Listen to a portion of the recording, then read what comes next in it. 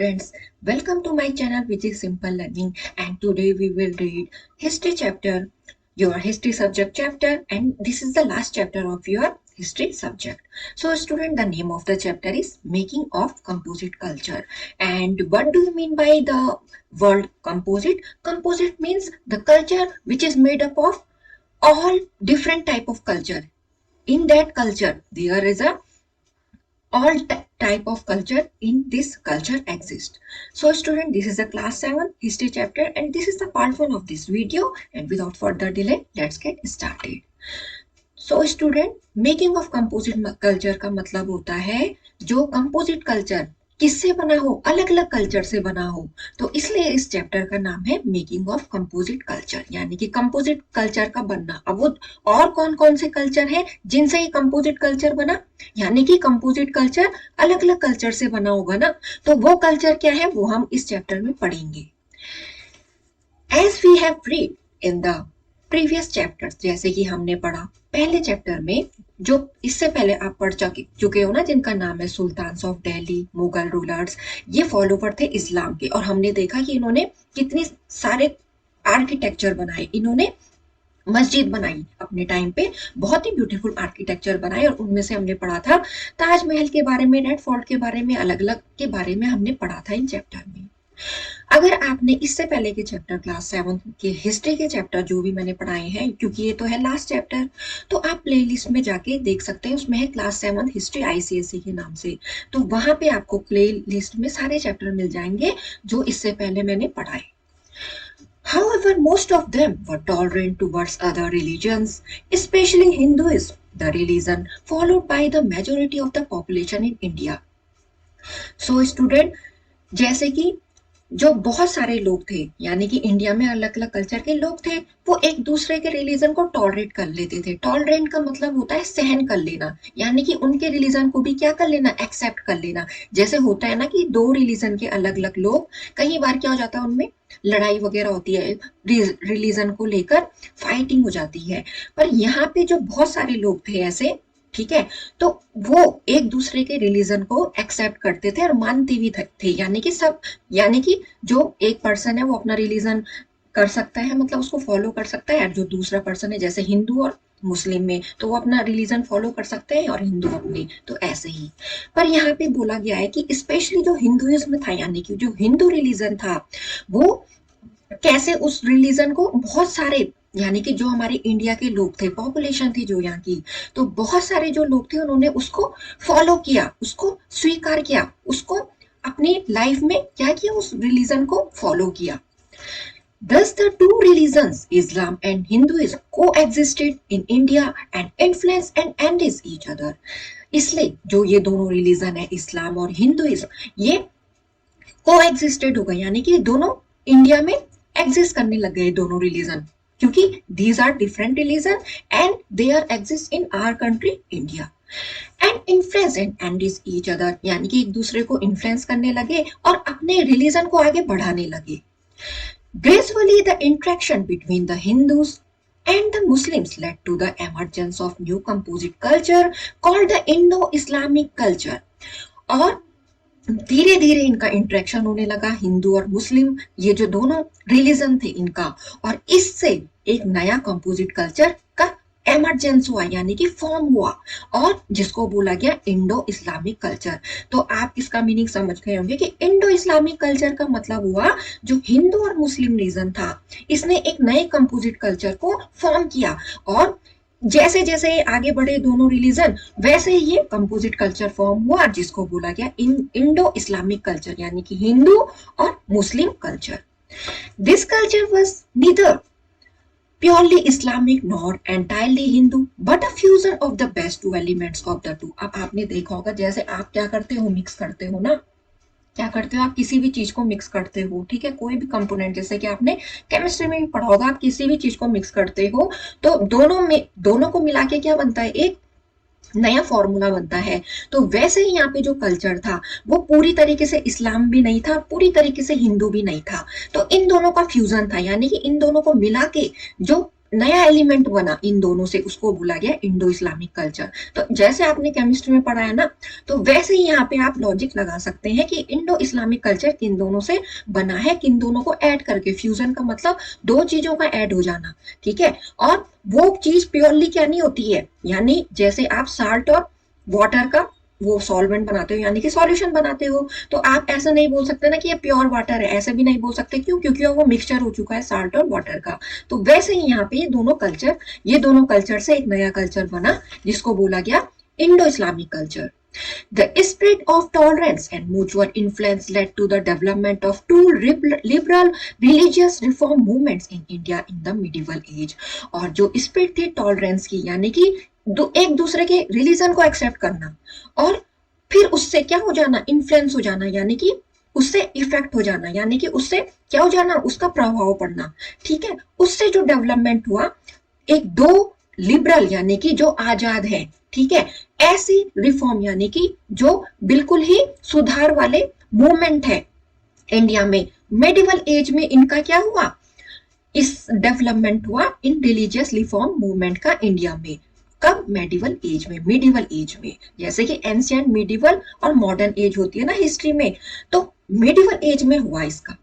One was the bhakti movement and the other was the Sufi movement. अब एक कौन सा मूवमेंट अराइज हुआ, भक्ति मूवमेंट, और दूसरा हुआ सूफी मूवमेंट।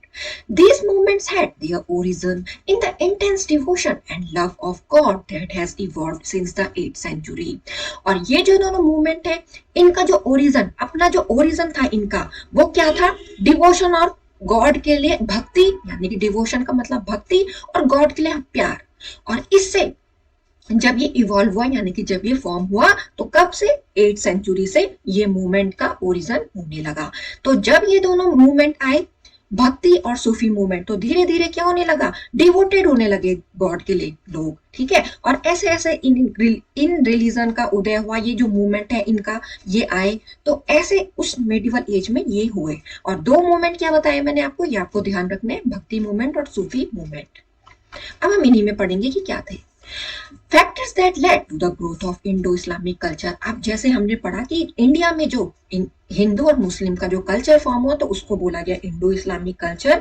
तो इसके क्या क्या फैक्टर है जिससे कि इसकी ग्रोथ हुई। तो first one is, long before the Turks came to India, the Arab merchants had established trade settlements on the western coast of India। जैसे कि जो टर्क है, जो पहले आए थे टर्क हमारे इंडिया में, फिर जो अरब मर्चेंट्स थे उन्होंने एस्टेब्लिश किया ट्रेड सेटलमेंट्स को, कहाँ पे, इंडिया के वेस्टर्न कोस्ट में। जो इंडियन कल्चर था उसने एक डीप इम्पैक्ट बनाया अरब पे, और जो अरब कलीफ्स थे उन्होंने इनवाइट किया बहुत सारे इंडियन स्कॉलर्स को, साइंटिस्ट को, फिलोसफर्स को अपने कोर्ट में। A number of Muslim preachers came to India during the Arab conquest of Sindh and after the Ghaznavi conquest of North India। हमने ये पहले के चैप्टर में पढ़ा है कि जो मुस्लिम हमारे इंडिया में आए, तो कैसे वो आए, क्या क्या उन्होंने यहाँ से जीता। कोई कुछ जैसे नादिर शाह का हमने सुना कि वो ये ले गए थे। तो अलग अलग लोग आए यहाँ, अलग अलग रिलीजन से आए, उन्होंने यहाँ अटैक किया। तो हमने ये पहले चैप्टर में पढ़ चुका है। तो इस पॉइंट में ये कहा गया है कि जो मुस्लिम प्रीचर्स हैं, यानी कि जो मुस्लिम के प्रीचर्स थे, उपदेशक थे, बहुत सारे आए वो हमारे इंडिया में। कब? जब अरब को जीता सिंध ने, ठीक है, जो अरब कॉन्क्वेस्ट किया सिंध का, और उसके बाद जो गजनवी कॉन्क्वेस्ट, यानी कि गजनवी लोगों ने नॉर्थ इंडिया को जब जीता। जो मुस्लिम थे जो इंडिया आए, या तो वो ट्रेडर्स थे या सेटलर्स थे, यानी कि या तो वो व्यापारी थे और या वो रहने वाले थे वहीं, यानी कि जैसे वो आए तो कुछ वहीं बस जाते थे और कुछ यहाँ से सामान ले जाके अपने देश बेचते थे। तो ऐसे करके उन्होंने क्या किया, एडिशन किया कुछ फीचर्स का इंडियन कल्चर का, और कुछ उसी टाइम पे इन्फ्लुएंस्ड हो गए इंडियन कल्चर से, यानी कि जैसे कई लोग यहाँ के कल्चर से इन्फ्लुएंस्ड हो गए और कुछ ने हमारे फीचर्स अडॉप्ट किए, उनको अपने रिलीजन में ऐड किया। This fusion of cultures led to the emergence of Indo Islamic culture. और इसी फ्यूजन से, यानी कि वो ऐड करते गए जो अपने कल्चर में, कुछ उनकी चीजें, कुछ उनके कल्चर की चीजें, और कुछ हमारे कल्चर की चीजें। जैसे आप डिशेस भी खाते हो ना, आप अलग अलग टाइप की डिश खाते हो ना, आपको किसी रीजन की या किसी स्टेट की कोई डिश अच्छी लगती है, तो आप भी उसको, तो यानी कि आप भी उसको क्या करते हो, एक्सेप्ट करते हो ना। तो वैसे ये जो कल्चर है, ये भी क्या हुआ, फ्यूजन, यानी कि ये मिक्सचर होता गया और इसने फिर इंडो इस्लामिक कल्चर को फॉर्म कर दिया।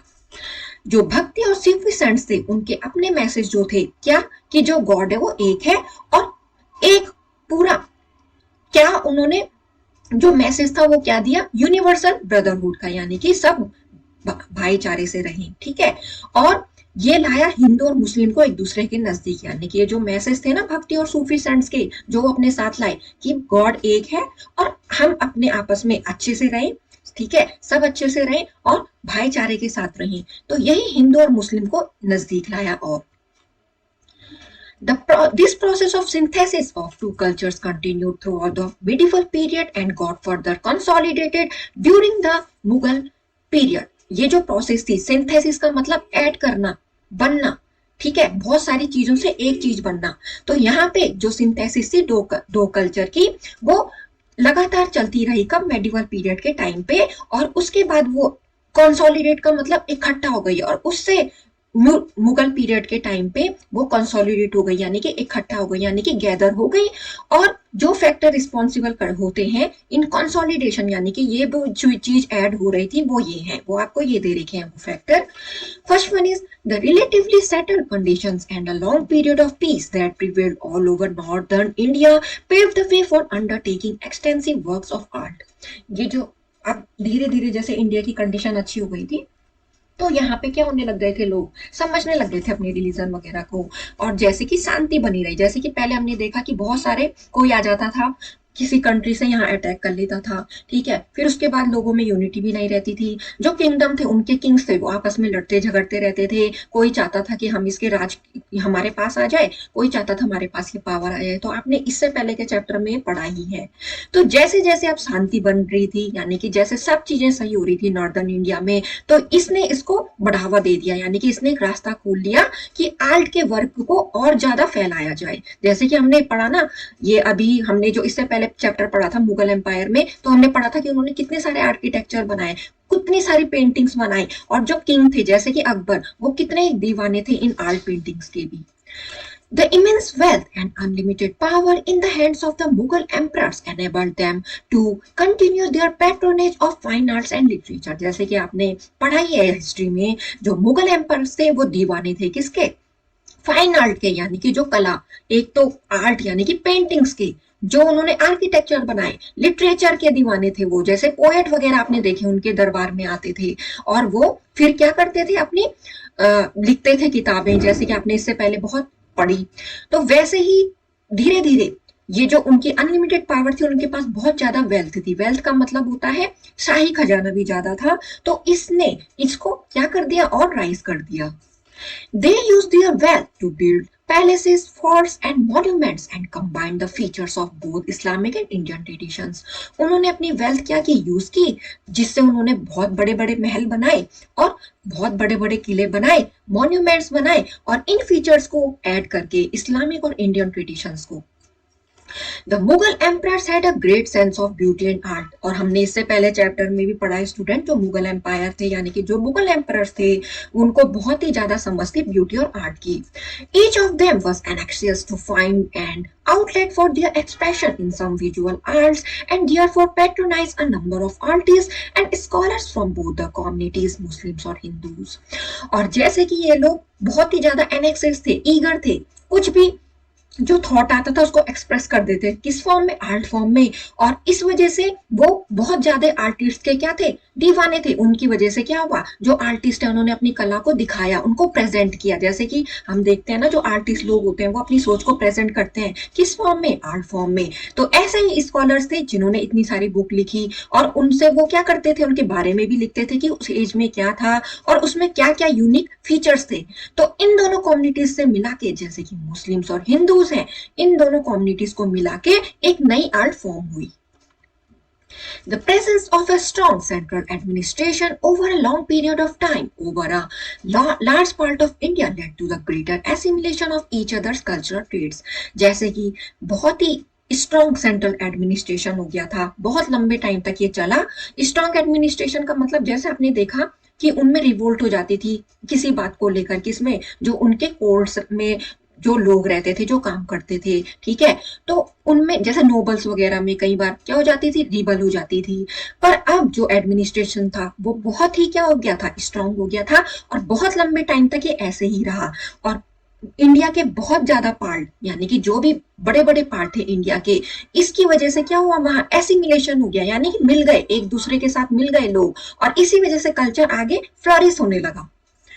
The Bhakti and Sufi saints spread their ideas by moving from village to village। और जैसे कि भक्ति मूवमेंट और सूफी मूवमेंट हमने पढ़ा कि मेडिवल एज से इनका एमरजेंस हो गया था, तो जो भक्ति और सूफी सेंट्स थे, सेंट यानी कि जो आपको बताते हैं, आइडियाज अपने क्या करते हैं, लोगों को पहुंचाते हैं, तो वैसे ही जो भक्ति और सूफी सेंट्स थे, उन्होंने अपने आइडियाज दूर दूर तक फैलाए लोगों तक। कहां से पहुंचे वो, विलेज से विलेज तक।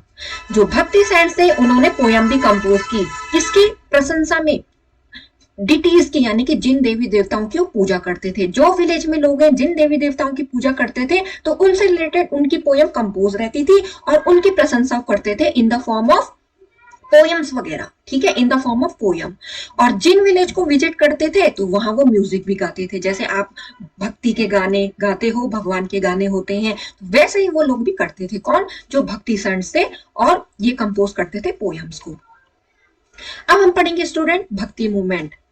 The word bhakti means personal devotion to God. It emphasizes the union of the individual with God. जो भक्ति है, यानी कि जैसे आपने देखा कि भक्ति का मतलब भगवान की भक्ति और अपने को डिवोट कर देना भगवान की भक्ति में, तो ये हमारा पर्सनल डिवोशन है गॉड के लिए। इसका मतलब ये था, ये जोर देता था किस पे, इंडिविजुअल, यानी कि जो हमारी, हम सब लोग हैं जो भी, ठीक है, इस दुनिया में, वो हम एक हैं, ठीक है, और हम अपने को गॉड के साथ, यानी कि हम सब उनकी संतान है, हम ऐसे करते हैं ना अपने को रिप्रेजेंट, तो वैसे ही ये एम्फेसाइज करता था किस बात को, कि जो इंडिविजुअल है वो क्या मानते थे कि हम सब क्या है, एक हैं, और हमारे ये गॉड हैं जिनको हम मानते हैं।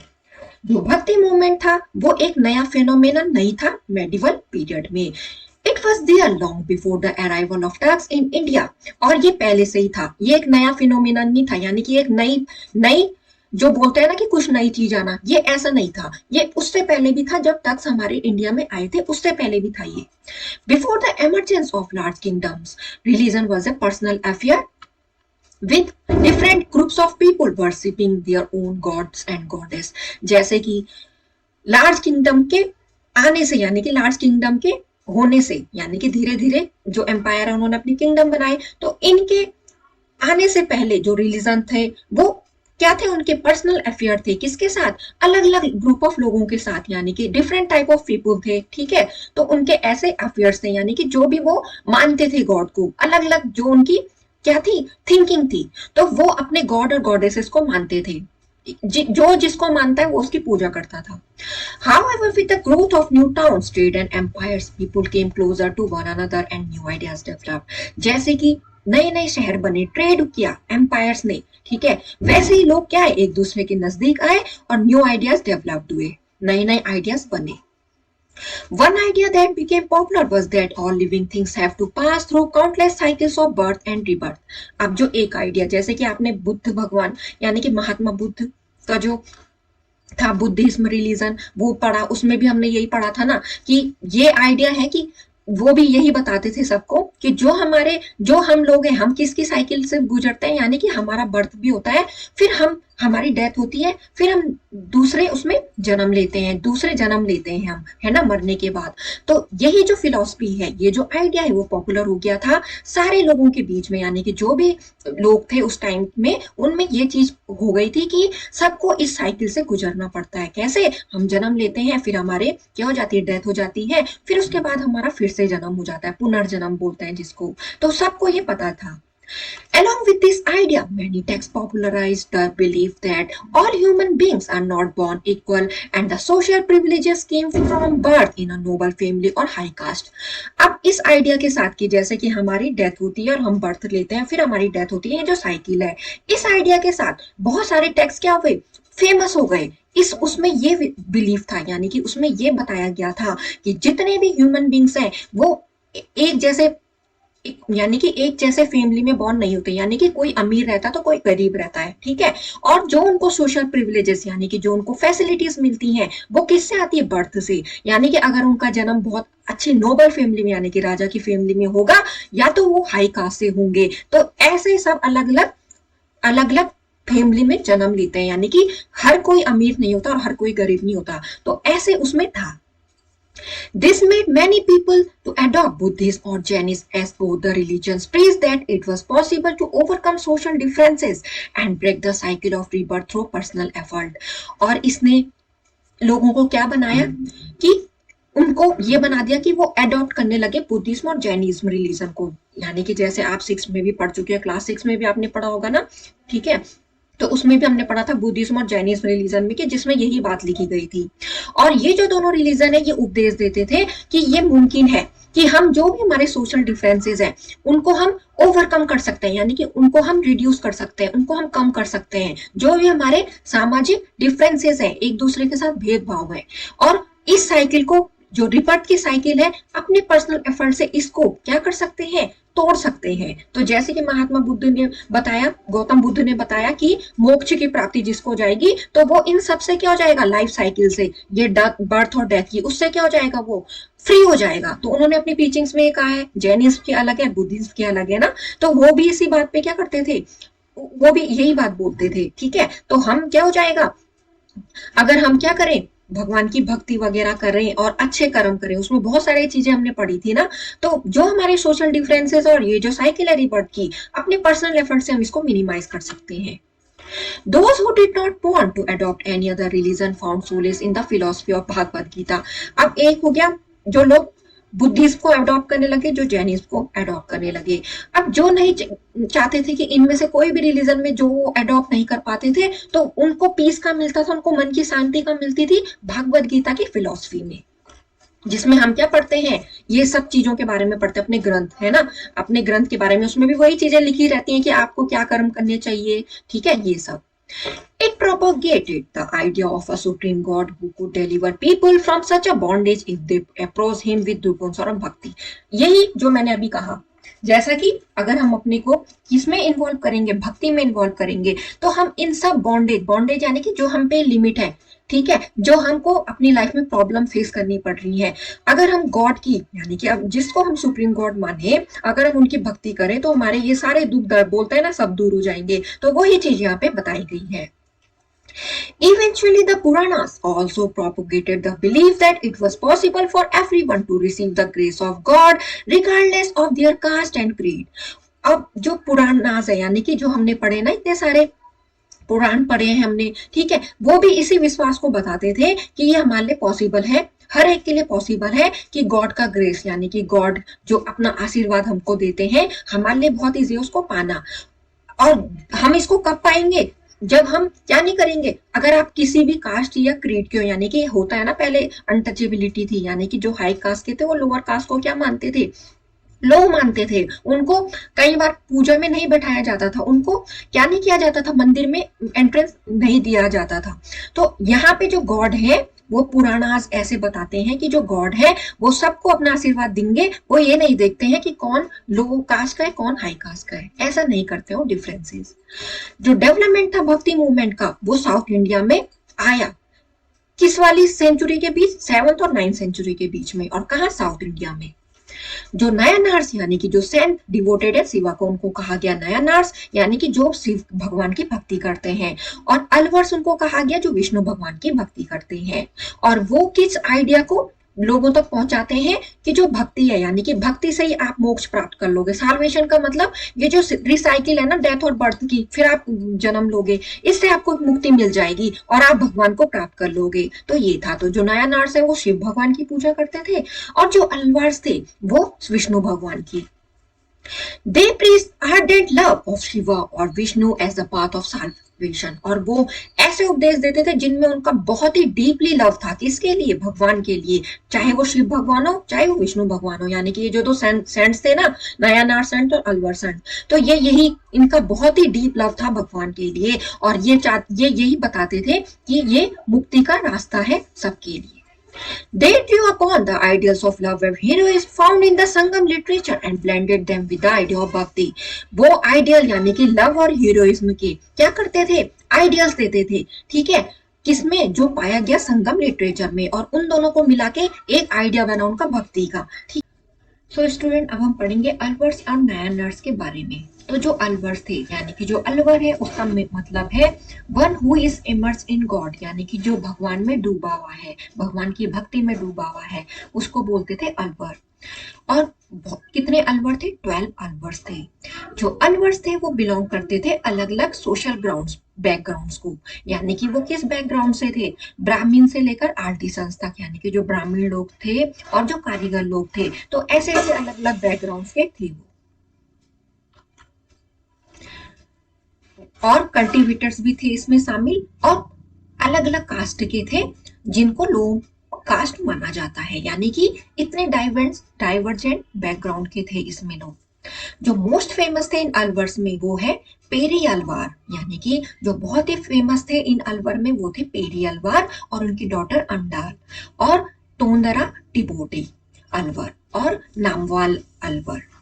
They were influenced in promoting the Bhagavad cult and the two Hindu epics, namely Ramayan and Mahabharat.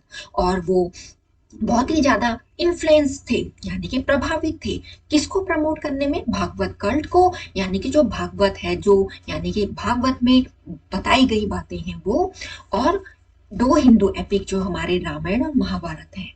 जो रिलीजियस वर्क्स था इंसेंट्स का वो था तमिल में, और जो लव और डिवोशन सॉन्ग्स थे उनको कंपाइल किया गया दिव्य प्रबंधन नाम से, जिसमें कि इतने 4000 वर्सेस हैं और 108 टेम्पल्स हैं, जिनको क्या किया गया, जिनको उनके जो सॉन्ग है वो टेम्पल में गाए जाते थे, बोले जाते थे, उनको क्लासिफाई किया गया दिव्य देशा। The songs of Prabandham are regularly sung in all the Vishnu temples of South India daily and also during festivals। तो जो सॉन्ग थे प्रबंधम, यानी कि जो इसके इनके जो सॉन्ग थे, ठीक है, यानी कि ये जो लव डिवोशन सॉन्ग्स थे जिसको तमिल में लिखा गया इन सेंट्स के थ्रू, तो वो गाए जाते थे विष्णु टेम्पल में साउथ इंडिया के, और फेस्टिवल के टाइम पे भी। और अब हम पढ़ेंगे नायनार्स, यानी कि जैसे हमने अलवर्स तो पढ़े कि जो डूबे हुए रहते थे भगवान में।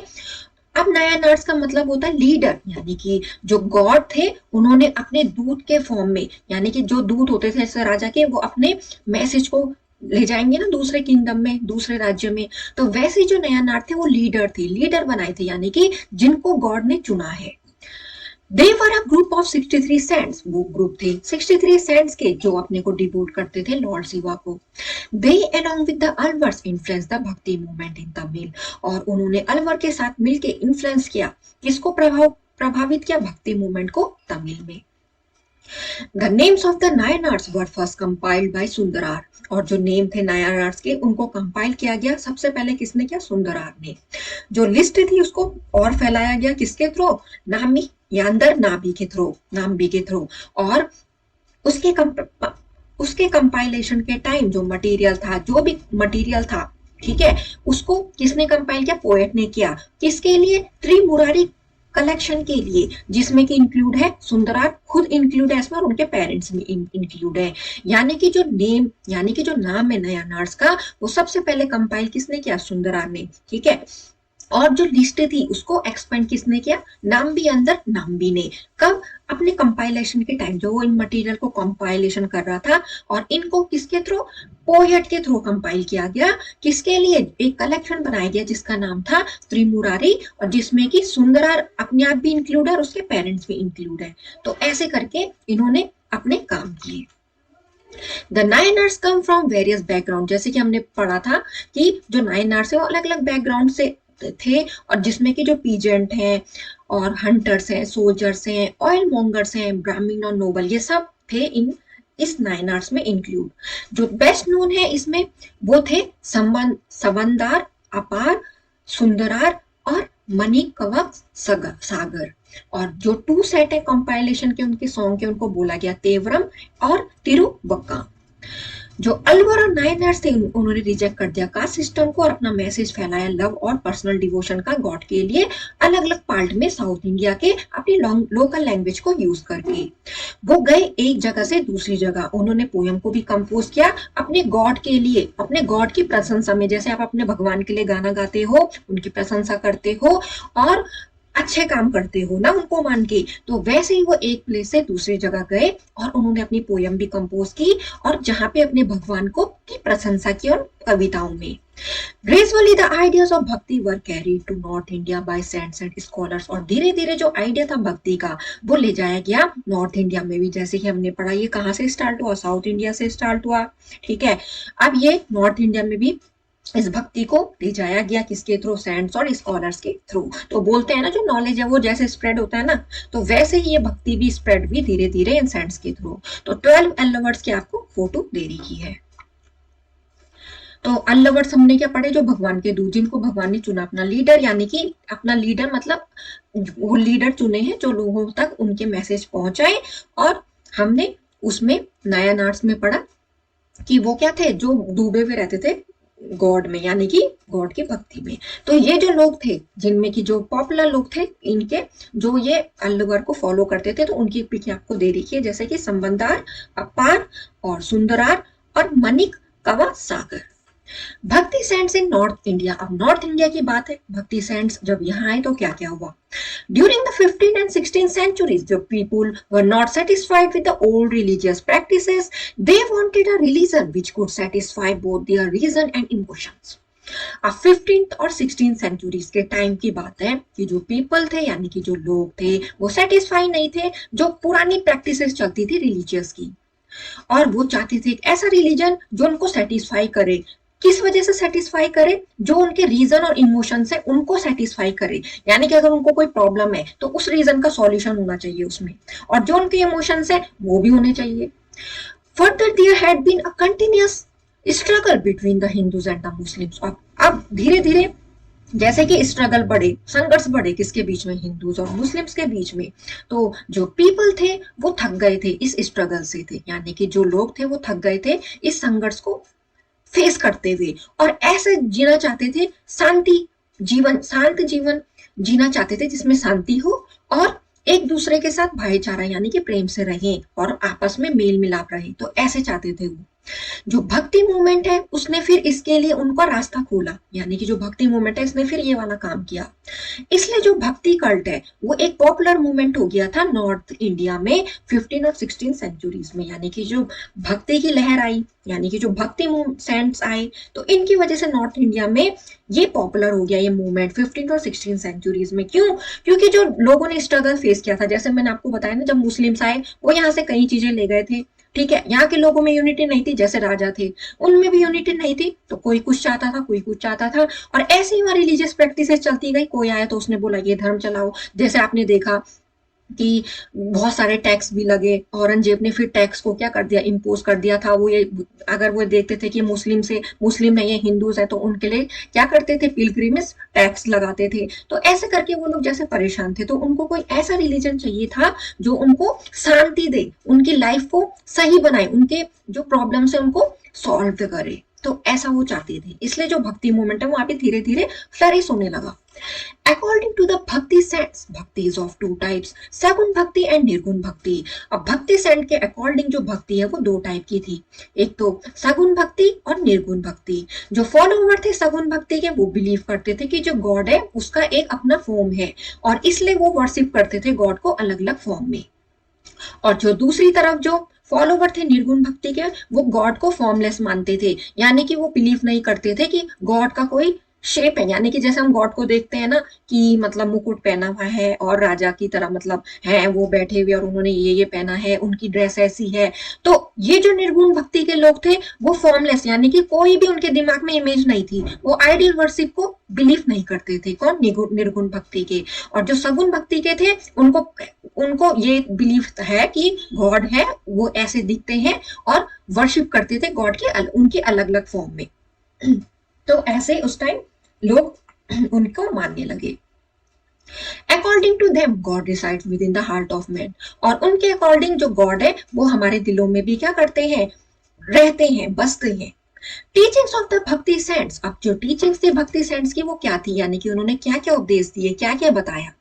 जो ये टीचिंग्स थी वो है कि एक ही भगवान है और वो उन सबकी सब पूजा करें।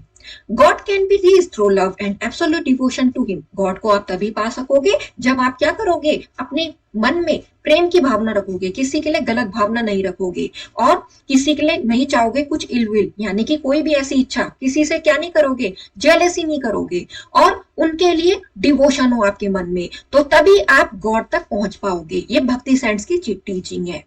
ए भक्ति और a devotee should surrender himself completely to the will of God, जो भक्त है, यानी कि जो भक्त है, भक्त हम हिंदी में भी बोलते हैं और उसको इंग्लिश में डिवोटी बोलते हैं, तो वो अपने को पूरा सौंप दे भगवान को, ठीक है, यानी कि जो भगवान चाहते हैं वो अपने को अगर पूरा सौंप देगा भगवान को तो वो गॉड तक पहुंच सकते हैं। और जो भक्त है वो उन पे किसी भी टाइप का अटैचमेंट नहीं होना चाहिए, वर्ल्डली थिंग्स है जैसे पैसा हो गया, आराम हो गया जैसे कि, और किसी के बारे में बुराई करना किसी की, तो ये जो वर्ल्डली थिंग्स है, क्योंकि हम इनमें उलझ में रह जाते हैं और हम अपने बारे में नहीं सोच पाते हैं, तो अगर आपकी ये क्या है अटैचमेंट है, आप इन चीजों से जुड़े हुए हो, तो आप में एक यूनिटी होनी चाहिए, किसके बीच में, मैन और गॉड के बीच में, यानी कि आपका अटैचमेंट पहले तो नहीं होना चाहिए वर्ल्डली थिंग्स से, यानी कि आपको कोई मतलब नहीं है कि कौन क्या कर रहा, जैसे जैसे अब बहुत लोग क्या करते हैं, किसी की प्रोग्रेस से नहीं चाहते कि किसी की प्रोग्रेस हो, ये नहीं चाहते कि कोई अगर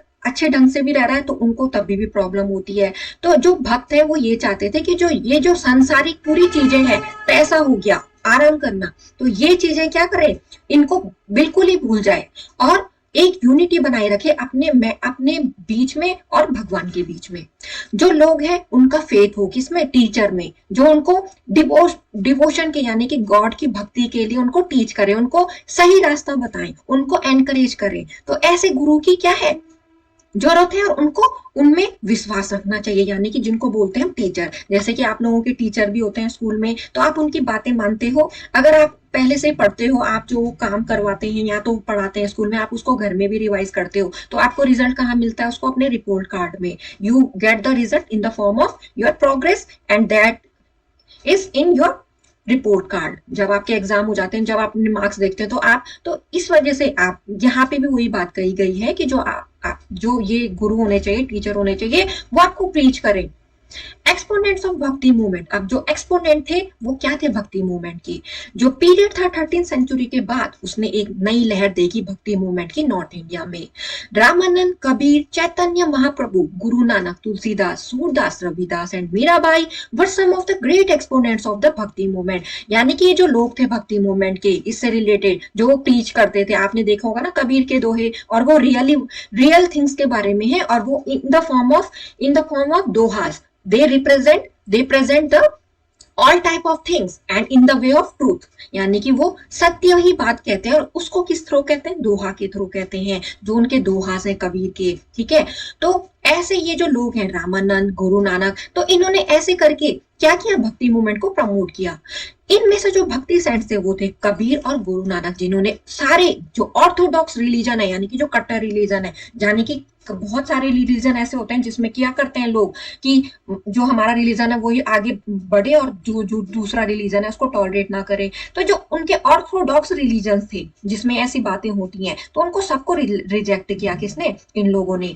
और जैसे कि तुलसीदास और सूरदास थे, उन्होंने एक्सेप्ट किया इन बिलीफ को, प्रैक्टिसेस को, पर वो ये चाहते थे कि ये सब हम भी, उन्होंने खुद भी एक्सेप्ट की ये चीजें जो बिलीफ और प्रैक्टिसेस थी, और वो ये चाहते थे कि वो सभी एक्सेप्ट करें, और लोग भी एक्सेप्ट करें, और ये जो ट्रेडिशन था उसमें इंक्लूड थे मीरा और रविदास, जैसे कि आपने देखा होगा ना, मीरा की जो भक्ति है वो कृष्ण भगवान जी के लिए है ना, तो ऐसे ये जो ट्रेडिशन थे इनमें ये सेंट्स में इंक्लूड है। जो अदर इंपॉर्टेंट भक्ति सेंट्स थे वो थे ज्ञानेश्वर, नामदेव, एकनाथ, तुकाराम, समर्थ, गुरु रामदास और वोमेन जैसे कि सतपुबाई।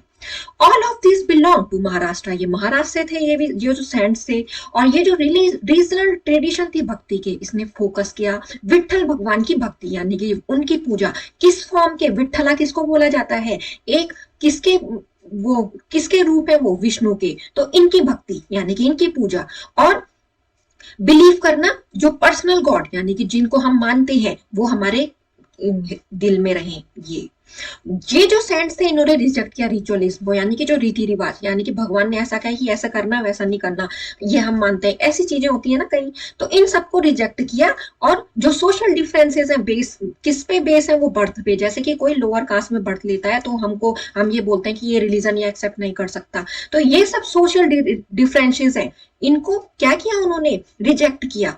जो किस बेस पे थे, बर्थ के, यानी कि जैसे आपने हिस्ट्री में पढ़ाई है ना ये, कि 4 उसमें सेक्शन में डिवाइड था पूरा समाज, ठीक है, तो ब्राह्मण हो गया, क्षत्रिय हो गया, वैश्य, शूद्र, तो इस बेसिस पे उन्होंने इसको रिजेक्ट किया कि बर्थ के बेसिस पे कोई भी क्या नहीं होगा, डिफरेंसेस नहीं होगा, किसी के साथ भेदभाव नहीं किया जाएगा। अब हम पढ़ते हैं कबीर के बारे में। जो कबीर हैं वो डिसिपल थे रामानंद के, यानी कि उनके शिष्य थे, किसके, रामानंद के। ही बिलीव इन द निर्गुण फॉर्म ऑफ भक्ति। अब वो किस में बिलीव करते थे, भगवान की भक्ति, कौन सी, निर्गुण, यानी कि जिसमें वो ये नहीं मानते कि भगवान ऐसे दिखते हैं, उनकी आइडल वर्शिप, इसमें नहीं मानते थे वो बिलीव, ठीक है। According to a legend, he was the son of a Brahmin widow who abandoned him after his birth, and he was brought up by a weaver, Niru, and his wife Nima. अब जो लोग पहले जो कहानी बताते थे, हो सकता है वो सच हो सकता है वो ना हो, तो लीजेंड उनको कहा जाता है जो पहले कहानी जिन्होंने कभी बताया होगा, और ये धीरे धीरे क्या हो गया, फैल गया ये। तो उन लोगों ने ये बताया कि ये किसके पुत्र थे, ब्राह्मण के, ठीक है, यानी कि पंडित के। पंडित विडो थी, यानी कि विधवा थी, उसने उनको छोड़ दिया था उनके बर्थ के बाद, और उसको जो बाद में जिसने अडॉप्ट किया कबीर को, वो एक वीवर थे, यानी कि बुनकर थे, जिनका नाम था नीरू, और उनकी वाइफ का नाम था नीमा, तो ये ले गए अपने साथ कबीर को। Kabir emphasized the unity of God and said that Rama, Hari, Allah, Rahim are all different names of same God. Kabir ने इस बात पे ज्यादा फोर्स किया कि जो गॉड है उनकी एक ही है, वो ऐसा नहीं है कि जो जितने नाम है वो अलग अलग टाइप के गॉड है, नहीं, एक ही है गॉड। और उन्होंने कहा कि जो राम, हरि, अल्लाह और रहीम है, ये अलग अलग नाम है भगवान के, और भगवान एक ही है, उनके नाम अलग अलग हैं। He felt that religious differences do not matter, for what really matters is that everyone should love God. उन्होंने ये महसूस किया कि जो religious differences है वो मैटर नहीं करता हमारी लाइफ में, वो इम्पोर्टेंट नहीं है। जो religious differences हमारे, यानी कि जो रिलीजन के बेस पे भेदभाव है, वो इम्पोर्टेंट नहीं है लाइफ में। जो इम्पोर्टेंट है वो है कि सबका प्यार होना चाहिए भगवान पे, यानी कि भगवान आप जिनको भी मानो, पर सोशल डिफरेंसेस की वजह से, यानी कि हम देखते हैं भेदभाव करते हैं कि नहीं ये पूजा नहीं करेंगे, ये ऐसा नहीं करेंगे, ये नहीं करना है, भगवान को मानना है पर सोशल डिफरेंसेस नहीं रखनी है। ही डिनाउंस कास्ट सिस्टम, उन्होंने कास्ट सिस्टम को भी रिजेक्ट किया, आइडियल वर्शिप को भी रिजेक्ट किया, जैसे कि निर्गुण भक्ति के थे तो उन्होंने आइडियल वर्शिप को भी क्या है, रिजेक्ट किया उन्होंने, यानी कि भगवान का कोई फॉर्म नहीं माना, उन्होंने ये माना कि भगवान है, पर ऐसा नहीं माना कि आइडियल वर्शिप वगैरह नहीं। और पिलग्रिमेजेस को भी किया, जैसे कि लोग मानते हैं ना कि हम मंदिर गए तो हम अच्छे हो गए, जैसे कई लोग होते हैं ऐसे कि भले वो काम गलत कर रहे हो, यानी कि वो अपनी लाइफ में ये नहीं चाहते, उनकी अलग अलग थिंकिंग हो, पर वो ये समझते हैं कि हम मंदिर गए तो हम अच्छे हो गए, तो ये उन्होंने ये नहीं समझा कि कोई तीर्थ यात्रा में जाने से क्या हो जाएगा, अच्छा बन जाएगा, उन्होंने इन सबको रिजेक्ट किया।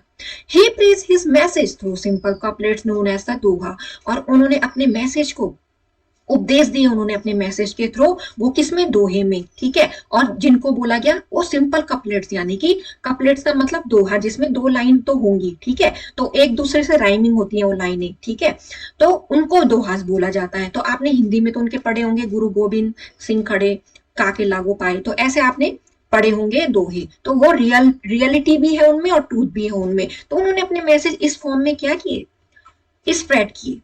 Kabir was an oral poet, Kabir एक ओरल पोएट थे, यानी कि उन्होंने लिखा तो नहीं, पर उन्होंने ओरल का मतलब जो ओरली बताए लोगों को, उनके जो वर्क थे उनको रिटर्न डाउन किसी और ने किया, क्योंकि वो बोलने में ही अपने जो भी मैसेज है वो बोल के ही बताते थे, उन्होंने लिखा नहीं है वो, ठीक है, तो उनके जो वर्क है उनको किसी और ने लिखा, और इनमें इनके जो वर्क है उनमें से जो वर्क है, एक बीजक है उसका नाम, यानी कि कबीर दास जी ने जो उनके वर्क जिसमें लिखे गए उसको बोला गया बीजक, और ये प्रिजर्व किया उनके फॉलोवर्स ने, जिसको बोला गया कबीर पंथीस, वाराणसी में कहा गया ये कबीर पंथीस, ठीक है, और कई उत्तर प्रदेश में भी कहा गया।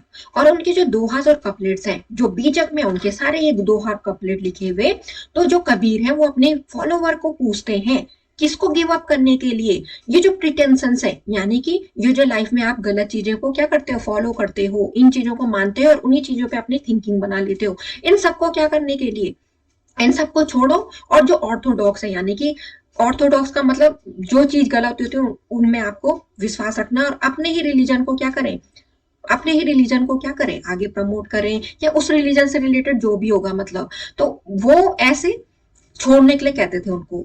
और जो व्यूज थे, इसको क्यों छोड़ना है, ताकि जो उनके व्यूज थे वो किस फेवर में थे, जो ट्रूथ है यानी कि जो लाइफ का ट्रूथ है उसको एक्सपीरियंस करने के लिए, यानी कि जो भी लाइफ है वो, जो हमारी लाइफ में जो ट्रूथ है उसको हम किस बेस पे फेवर करते हैं, जिनको जो हम मानते हैं, यानी कि जैसे हम गलत चीजें उसके पीछे हम अपना क्या करते हैं, लॉजिक दे रहे हैं, हो सकता है वो गलत हो। तो जो कबीर है वो अपने फॉलोअर को कहते थे इन सब प्रिटेंशंस को, ठीक है, ये जो दिखावा वगैरह है या ये झूठ मूठ की चीजें हैं, इन सबको छोड़ो। जो ऑर्थोडॉक्स व्यूज है, ऑर्थोडॉक्स व्यूज किस फेवर में है, जिन चीजों को हम ट्रूथ मान लेते हैं उनके बेसिस पे, इनको भी तुम छोड़ो। तो ये कबीर ने अपने फॉलोअर्स को कहा। और जो भी उनके वर्क लिखे गए वो बीजक नाम से हैं, और जिनको कबीर पंथीज बोला गया वाराणसी में और उत्तर प्रदेश के और जगहों में भी। और जो उनके दोहास है उनमें आप देखते होंगे कि उनमें रिफ्लेक्ट होता है ट्रूथ, यानी कि उसमें सच ही वाली बातें हैं, और अपने फॉर्म बोलने का वे उनका क्या है, दोहा है। सो स्टूडेंट, आई होप आपको ये जो चैप्टर है, ये चैप्टर अभी रिमेनिंग है और वो हम फिनिश करेंगे नेक्स्ट वीडियोस में। I hope you really like my videos and don't forget to subscribe my channel. Thanks for watching. Do like, subscribe and share.